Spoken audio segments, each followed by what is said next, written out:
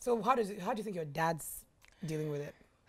My dad is a medical doctor, so he's a scientist. So he understands the science of it. Yeah. So he knows that in terms of science, there's limited, there are limits. That evidence and whatever, yeah. So his own, I think my dad in a way has accepted it, but he forgets. Or do you think that he hides under science though?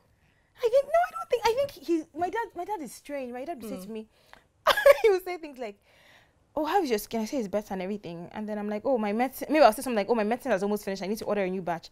And he would say, you're still on the medicine. And I'm like, Daddy, yes, I'm still on the medicine. I haven't stopped the medicine. We went to the dermatologist together. Yes, I'm still on the medicine. He'll say, okay. So I think, or is that just because he's old? No, it's not. I think he's just, I think in a way he's in denial. Yeah. Sometimes he would see me wearing his skirt and he's looking, and I can see he's in so much pain, but I think he knows that there's nothing he can do. Yeah. So I think it's more like your child is sick, you want to fix it. Yeah. You want to fix it, you want your child to be better. Yeah. That's what it is. And that's what he's struggling with because he knows there's nothing he can do but what he's doing. Do you ever feel like that sometimes, do you have any moments where you feel like, I want this thing to just disappear, like, or you think, can I get the body back that I used to have? Do you ever have those fantasy moments? I long, when I see girls in skirts, I long one day to wear a skirt and just have my legs fresh. It's a dream. It's not like a photo shoot like, underwear. Honestly, hot pants. I long to wear hot pants. Oh my God. Like to just wear, because over here I can wear a skirt, but I won't wear hot pants because I just think that's taking a piss. Like give them up to the knee, but the thigh is a bit too much, Okay. But then, so sometimes I see girls and I'm like, when you don't have something, you appreciate it when you see it on others. Yeah. So I see some girls wearing skirts and like, shit, see her legs. Those are things I would never have said before. But I'm like, her legs. Or when the other day I said to my friend, I'm like, Kai, look at your scalp. It's such a weird thing to say to someone. But when I look at my scalp, I don't see my scalp most times. So when I see someone, I can see their scalp. Like I can see your scalp. I'm like, is this what scalp looks like? These people are balling. It's like. But is that not funny though? That the things that people take for granted is like, this person has scalp. Do you understand? Meanwhile, I'm just scratching all day long. I'm scratching all. No, it's bad. I comb my hair. If I'm wearing something black, I comb my hair and. You can see the specks of dandruff on my back. And people are like, when last did you wash your hair? I'm like, if I tell my monthly bill in my salon, with psoriasis, so I have, that means my cuticles grow fast, my feet are always crusty. So I'm doing manis and pedis constantly. I'm washing and steaming my hair every week.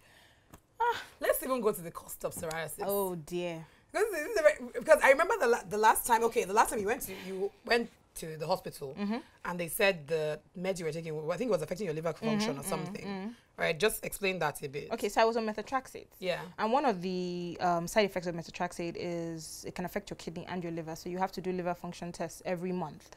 Every month? Yes, every month. Wow, so you have liver function tests every month? Yes, you have to, so they take your blood samples. I like to assume that you have medical insurance right now because you can't be going to hospital. No, you see, the problem with this is that medical insurance covers things after the fact.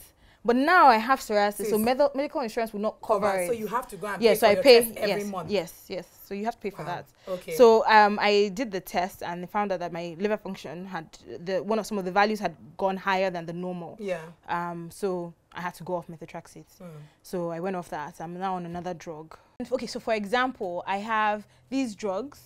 The new drug I'm on now called mycophenolate. Okay. In the UK, I can get the generic brand for a 3-month supply of maybe for like 20-40 pounds. Yeah. I ordered these ones. Today is what's today's date? Today is the 5th or something, 5th of April. Till the 20th of April, which is 15 days, it cost me 30,000 naira. Wow. Compared to possibly 20 to 40 pounds abroad. Yeah. So costs like that is just ridiculous, minus the monthly blood tests, minus the... Whatever, so, in Nigeria now, you have to have so how often do you go to hospital? Well, I go to my dermatologist every month. I try to go every month, So you have to do a blood test, kidney and liver function test. But the blood test covers the kidney and liver function test. Okay. Yeah. So I remember you said, last time you traveled and then you said your they told you about you have to take a new drug. Yes. And then what was the discovery of this drug? So okay, so there's this drug. It's an injection. So they are new biomedics. They are called. So they are kind of like new technology for psoriasis sufferers. So the doctor's like, okay, I think you need to be on, X drug and everything. So he calls them up. He's like, okay, my patient needs to be on this drug, this, that, and the other. He gets out the blood test slip, tells me the kind of blood test I need to do, because I have to check some certain things before I go on the drug. Calls them up, he's ordering it. He's like, okay, so how much is that going to be? And then, so this is me like, okay. And he goes, Jesus Christ. And he's like, I have to tell the patient, I'll call you back. And he drops the phone. So me, I'm thinking, how much can this thing be? And he's like, well, look, you have to be on 2 syringes every month, and that it will cost up to £7,000 a month. What? It was no, for the whole thing. Yeah. So it was, no, sorry, actually, 1,000 for the whole course for 6 months was about £7,000. That's like a master's degree. Yes, a master's degree. So when he said that, I could see my dad going, hey, I was just like, yeah. wait. But do you ever feel like your dad is prepared to use his retirement fund? What are you saying? But it was like as if, what's this? My dad now, Igbo chief and everything, is this doctor trying to insult me to say that you give us the option, that kind of thing. So I could almost see him like wanting to even, because of his pride, to say, what is I will sell my house, we'll just, what is, I'm just like, hey, wait, let's talk. Wait, is there another? Let's not discuss this, please. But doctor was like, look, that's, even he himself, it was his daughter, if it was himself, he wouldn't spend that amount of money yet, because it's not a cure. That it's only 80% or is it 90% or something helpful. And it's not like it's not going to come back. So before I cut away with that amount of money, let's try every other sort of drug available. So he put me on this new mycophenolate, which is what I'm doing. Now, I know there are people that recommend God knows what. Oh, yes. And I know, okay, you tried the diet, because I know you saw that one on Zane Vergie's sort of testimonial of going gluten-free and stuff. You tried that one, it's not really done very much. What else have people recommended? So wait, you were telling me about the market woman with the green wonder leaf. So the woman she started to mix different things. She said, by the time you take her, what was she mixing? Did you see what you were mixing? Wait now. She was just bringing out different leaves and all of that. She was telling my mom how she will make it, everything that we'll not be drinking it. She said at first, you go to come out, because this thing, it did your belly. So you go to come out, then you go begin shit. Then you go shit, you go just shit everything come out. My mom was as if, because my mom takes agbo for malaria. Okay. So she's really a believer in this herbal type treatment. So next the woman now said, she now reaches under her table and brings out, I'm not joking, a dead wall gecko. I'm not joking. Wait, what did you say at this moment? She just brought it. I was stunned. I mean, really. She just brought it and she said, this not the ingredients. This not the main one. You go boil water. When the water don't hot, you go put them inside. May it boil, go scatter. Oh my God. Then you go put the leaf. So you're going to drink a wall gecko? Do you know, I looked at my mom. Calcified wall gecko. So at this point, I look at my mom and I look back at the woman. And then I looked at my mom and I just kept quiet. Because at this point, I'm like, yeah, you brought me here. Let's deal with this. Like, this is how far we've come. My mom said, madam, it'd be like say we go come back. Be like, do you know what really hurt me actually? It was not, at least thank God I left. There was a woman there with her baby and the baby had rashes. And she was backing the child. And I'm thinking, this woman is going to give her child a dead wall gecko. Or God knows what other dead animals that woman had stored in her bag under her table. And it's sad. Wow. Dead wall gecko. I'm not joking. Dead. She just brought it out. I was just looking at her. I mean, snake oil is as far as I know. It was too deep. It was just too dead deep. Wall gecko. Yeah. Yo, that's deep. Then has anyone talked about the whole colonic?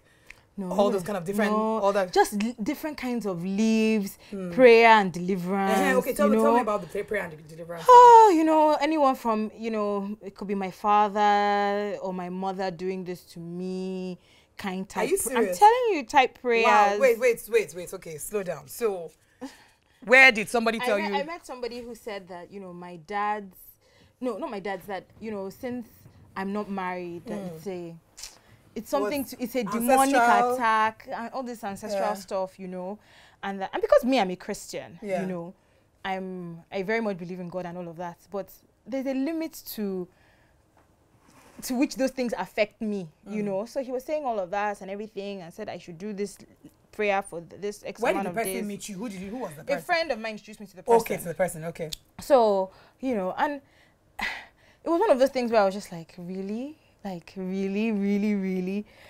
And of course, I don't know.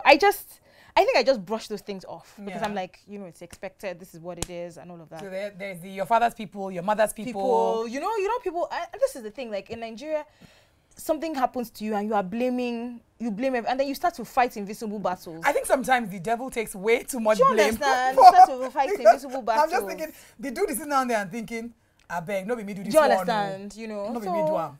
I think you just have to have your sense with you.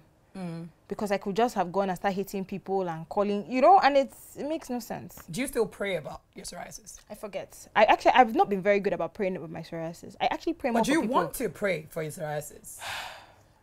Do I want to Do you still want to keep praying for about your psoriasis?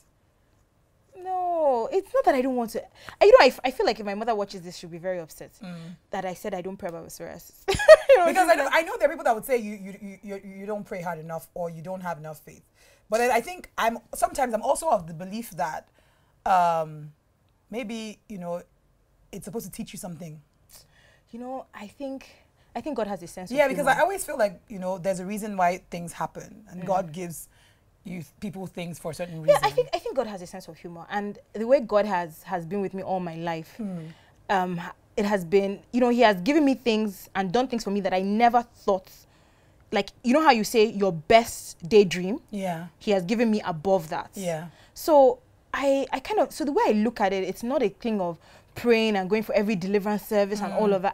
I don't really, my relationship with God is not like that. Yeah. It's one where I'm like, okay, this is what it is at this time. Yeah. And at a certain time I will understand why. And so I guess that's how I live my life. And maybe it's also because I've accepted it. So I don't bug him too much about it. And I know that if it's when he's ready to make all of this go, he'll do it. It's not by how many times I knock on his door and how many times I cry about it and everything. He will just do it.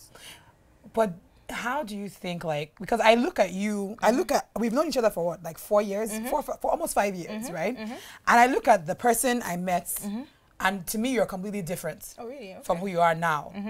Because it's weird, all of a sudden, it's like, I feel like part of accepting the psoriasis has also been you stepping into this like world of possibilities. Do you know what I mean? There's fantasies and ideas you've had, and all of a sudden it's like, you know what, screw it, I'm gonna do it. Like, you know, who cares? Yeah, I think it is. I think it's a place of growth. It's a place of growth. It's a place of excitement, and it's a place of seeing beyond what is visible. Yeah, that's what I'm saying. Do you feel like psoriasis is related to that? Because one thing I find sometimes is when people have a certain discomfort, you are forced to confront it and realize that I have to be more than this thing. Do you understand what I mean? Yeah. It's like my life cannot. A point comes. It's almost like you just have this. You have this implosion. It's like you will tell yourself, my life can't be about this. I have to do more than this thing. It has to be. So it actually makes you look at yourself inward and, you know, look beyond the peripheral. Do you ever feel like that? I don't know that I would credit psoriasis solely for that. Okay. I don't know. Maybe in a subconscious way, that is what has happened. But in terms of actually loving myself and appreciating myself, yes, I would say psoriasis has really helped with that, because I had to look at something more than what I was seeing in the mirror. And then, you know, compounded with weight issues, which is another separate kettle of fish, you know. That's drama that's drama on its own. You now come and add black spots. You're like, what's even going on in the world? So yeah, I think that it made me actually, and it wasn't a day thing. I think it's still a journey. Yeah. It's a journey where I'm constantly having to, because, you know, no matter how I say I've accepted it, I see it every day. Yeah. It's not something I can put in a cupboard and open once a week or something. I see it every time I shower, every time I'm without makeup, every time. So it is a constant journey of saying, you know, still looking at myself and saying, oh, Glory, you really look nice today. And seeing the spots, but seeing beyond the spots. Yeah. So yeah, I think it has pushed, definitely pushed me in that that envelope. That's definitely pushed me.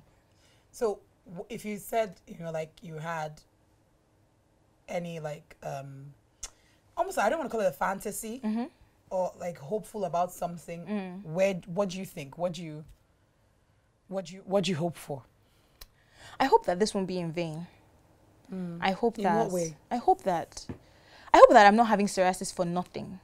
But it has to count. Yes, I want it to count towards something. I hope it leaves one day, but that even if it doesn't leave, I'm able to still live. When I think about life in general, I hope that my life does amount to something, not in terms of glory being something, but that when I'm not here anymore, there will still be something, some substance of me that I've helped people, done something. So for people. So in terms of psoriasis, I hope that it's not just a personal journey for me, but that I will help somebody along their own personal journey. I know that sounds a bit contrived and a bit cheesy. No, it doesn't. It doesn't actually. I don't think it does. But I just, I remember one time I was on your show talking about psoriasis, and one woman called and she said her daughter, when giving the daughter milk, the daughter had something similar to psoriasis.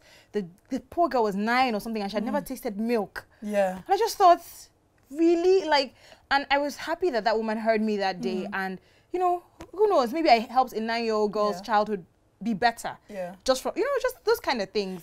It's weird that you say that, because I remember I did that, like one of the days I did on my show, I did like an episode on beauty and, feeling ugly. And, I asked this person, this girl called, this lady, not a girl, she called and she was, I was asking, she was talking about her weight issues or whatever it was. And I was like, okay, what are the things that it stopped you from doing that you just love to do? And she was like, she just would like to dance, just go somewhere and dance. Wow. And you just imagine how, basic stuff people can't do because of a flaw. Do you understand what I mean? Especially an external flaw, because it's like you wear extra, you wear your baggage on you. Exactly. Most people can hide. Yeah, most people are able to hide their insecurities. You can't hide yours because you're literally wearing it. And the world just like projects their own fears on you on top of that. So it's like extra baggage. I remember, in London, there was this time where these flared skirts, flowery skirts. Or boho skirts. Yes. Yeah. And I would go to the store and I would literally like just feel the fabric. And I would be like, wow. Because in my head, I couldn't wear skirts. So I was like, wow, one day I would like to wear a skirt. And, and I hope that anyone that sees me wearing my skirt and has a problem with their skin will be like, if she can do it, I can do it. But then that's also, what you're saying is interesting, because you say that, it sounds a bit contrived, but for me, it isn't, because it almost, I feel like I can see I can already see part of the essence of the journey, which is that you stop thinking about yourself and it becomes about everybody else, other people. So because I remember when you said to me one day that you stop praying for yourself. And even now, like you say, you forget to pray about psoriasis. Because then it's you kind of, it's not like it makes you selfless, but it starts to make you realize that, life isn't just about you anymore. And it makes you incredibly grateful, Wana. It could be, I could have had anything else. So what is psoriasis that it doesn't prevent me from living? This is the big thing I want anybody that is going through something similar to understand. It doesn't prevent you from living. You can still live. And, so it would be a shame that, with all of that, somebody isn't able to reach their full potential. Somebody can't dance. Yes, can't dance. You can't wear a skirt. Me, I'm a big girl, but me, I know how to shake my tail feather when the time is necessary. And I can't be a hoe on the dance floor. Excuse my mother is going to watch all of this. That's true, she's very Mommy, decent it's not girl. true. Mommy, she's very decent. She's a good girl. And I'm a good influence on her. Because it's true. I feel like for women especially, there are so many things that hold us back, and it's in our mind from living our full potential. And I think for me, psoriasis was one of the things that has held me back, and does still try to continue to hold me back. And it's a daily battle. And I hope that in winning my own battles, I'm helping others, empowering others to win theirs. So now, okay, when you look back at photos of yourself, let me see, do you have any? Yes, I have a few. I have a few photos. I brought them out. It's so weird. Yes, I have a few photos. Let's have a gander. Indeed, you were yellow. Yes. This picture here is my, I think this was my, for the camera. I think that was my 20th birthday. Okay. Your lycra top. Yeah, so my lycra baskets. And okay, and then this is my yellowest picture. Bleaching free, by the way, please. I was born yellow. Yeah. We keep using the word yellow. Do you think that added to it? Did that ever add to the agony? It's like, is that because there's this, is a stark contrast that, she used to be yellow. And you know how society, and especially Nigerians, and how we look at light-skinned people. I don't miss the yellowness. Because to me, being yellow is, I mean, it's irrelevant. It's irrelevant. It means absolutely nothing. But what I do miss is, I just miss that, the simplicity of the way I looked. That I could just, and still be a cutie. But you can still do that. I mean, I can still do that, but I just miss, I don't know how to explain it. I know what you mean. If you couldn't afford all of this treatment, what do you think would have happened to you? I don't know. You know, I've never actually thought of that before. Because this is a very, I remember one day we talked, I said, psoriasis is a very expensive illness. It's a very expensive disease. It is. It is. It's quite expensive. Even just, forget about the drugs that you take, but the maintenance of it, like having to do my hair, manicures and pedicures. I don't know. I wouldn't like to even think. I guess I would just be some very fat girl that only wore black and just wore baggy t-shirts and baggy trousers and maybe had a low cut. Because you can't cope with your scalp flaking. And that would just be it. And and it'd be easier to wash my hair myself every day without having to think of blow drying the hair and everything. So I'd probably just have a short low cut and I don't know. So the last cream that they gave you, I think you showed you. When you were there. So this is a magic cream. It's a magic cream. Magic because it's a mixture of Dermovate and coal tar ointment, but certain percentage of it. So what it does is it helps remove the flakes. I call it my magic cream because if you use it twice a day, so you use it in the morning, when you come home, have a shower, put it on your skin. When you wake up the next morning, all the scales are on the bed. And I love the way you say scales like you're a fish. Do you feel like a fish, like or like a snake that's shedding all the time? I feel like salmon, actually. Oh God. I told you guys that's a high brand fish. High brand fish. Asampete. Ask people in Igbo, asampete. You feel like salmon. So, I feel like salmon. Like, salmon with some, tartar sauce. Exactly. And some lemon drizzled. Yes. But so this cream, but it's expensive. So 2 of this is about £200. But you can't afford this on a regular basis. No, I cannot. That's why I'm not using this at the moment. The stock I bought from London has finished. In fact, my doctor, even in Jan, he was even like, let him give me a discount. And then he found out that they order it from somewhere, and so he couldn't give me the discount. But then, and you can't get this in Nigeria. I've tried to order it, but then I wasn't able to. But then the thing with like a lot of this meds that you have is continuity. I think is an issue. You have moments where you're using this drug and then you can't afford to. It's expensive or it's just not available.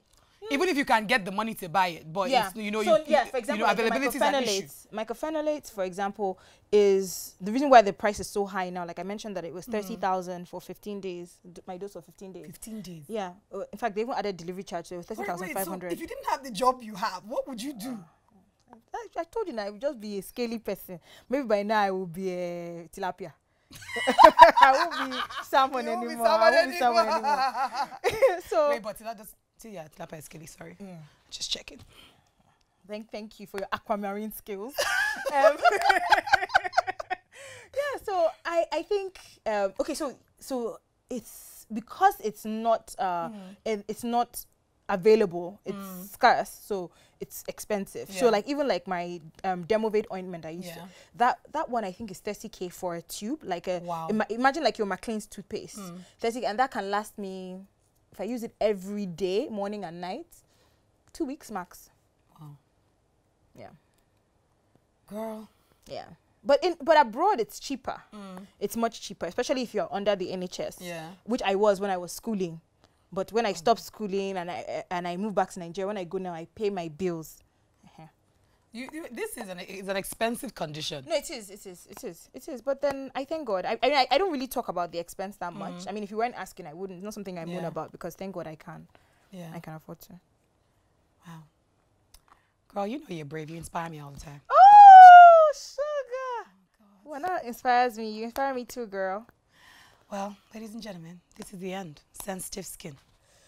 Was that the title? That's the title. Oh, do you know I didn't even know. Okay. So, can I say something? Yeah, you can say something. What should I say? Tell me. I don't know. You say what you want to say.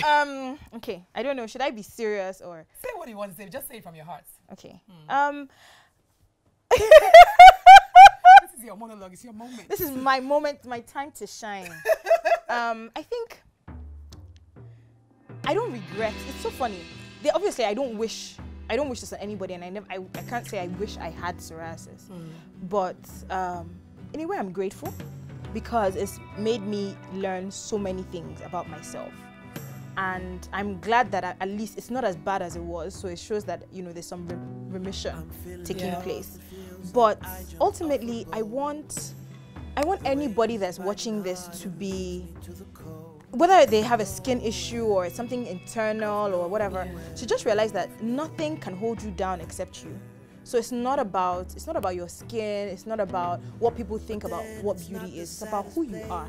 And I think women especially, we need to dig deep and find out what makes us, what makes you Glory, what makes you Wana, what makes you whoever. And that is your real beauty. And I think the moment that you know who you are and you know what you are here on earth to do, and you are actively pursuing that, that is when you find yourself, and that's when you find yourself more beautiful, not when you look like Kim Kardashian and you have flawless skin. That helps, but I don't think that's all we are meant to accomplish. I told you, I love my Glory. Bye, Princess Glory. Princess Glory. Bye. I will close my eyes and ride the storms away and lead me to a better place. Okay, the two. To a better place. I've not paid bride price. To a better place. Sexy. Sexy pool. I'm falling from the sky and looking at the world. I see them looking back, so lovely to behold. But I'm falling, I am falling, I am falling. My scalp. I have no pair of wings to stop or break my fall. I close my eyes and spread my arms. It's not a fall, but I'm flying. Wana's concoction. I am flying. And I will go on. Boy, it's very useful. Through the stormy weather. Jargons I've used, not very useful. For the hearts to feel. Livia, not bad. I'll never let them see me down beneath the ground. This one for the face. And I will go on stronger. Through the stormy Mark, weather. essential coverage. I will close my eyes and ride the storms away to lead me to a better place. To a better place. To a better place. Anointing oil from Israel. Very useful for scalp. To a better Then this is the mighty medicine chest. This is like surprise for having Well, there are different drugs in here. This is cyclosporin, which I don't use anymore. That's finished. This is what I'm using now. So this is the dosage for my phenolate. This is the dosage to the 15. The one I said. So this for 30, 500. That's 500 plus delivery charge. And this is the Dovabet ointment that I said was 30K. This is the one that like makes all the doorknobs greasy. Yes, this one. At a point, when you go to Dory's room, all the doors. So they're just different things.